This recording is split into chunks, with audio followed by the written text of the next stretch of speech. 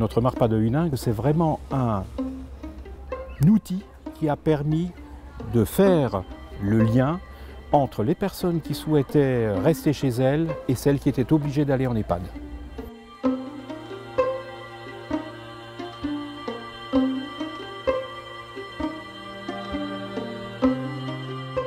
Ce qui est formidable en ce qui concerne la Marpa de Huningue, mais je sais qu'il y en a beaucoup d'autres comme celle-ci, c'est que ce sont des établissements relativement petits où forcément règne une atmosphère familiale.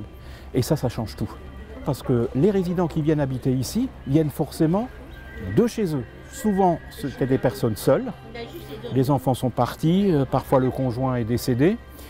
Et du coup, effectivement, c'était relativement difficile de rester à la maison.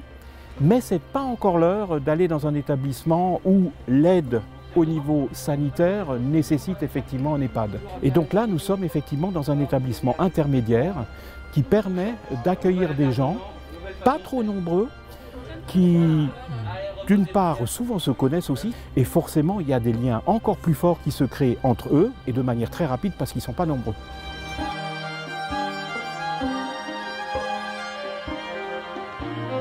Nous avons la chance que cette Marpa a été étudiée depuis de très longues années, avec une résidence pour des seniors, une maison d'accueil pour les petits et les tout-petits, et une maison des associations pour les seniors.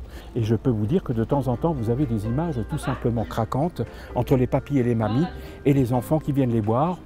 Nous avons donc ici un véritable pôle social qui permet aux résidents de la Dunette de ne pas du tout être isolés au sein de la collectivité. Et je peux vous dire qu'il y a des personnes qui sont venues là, qui ont retrouvé une joie de vivre qui leur a permis de garder non seulement la qualité de vie, mais surtout le fait de vouloir continuer de vivre. Ça, c'est absolument remarquable.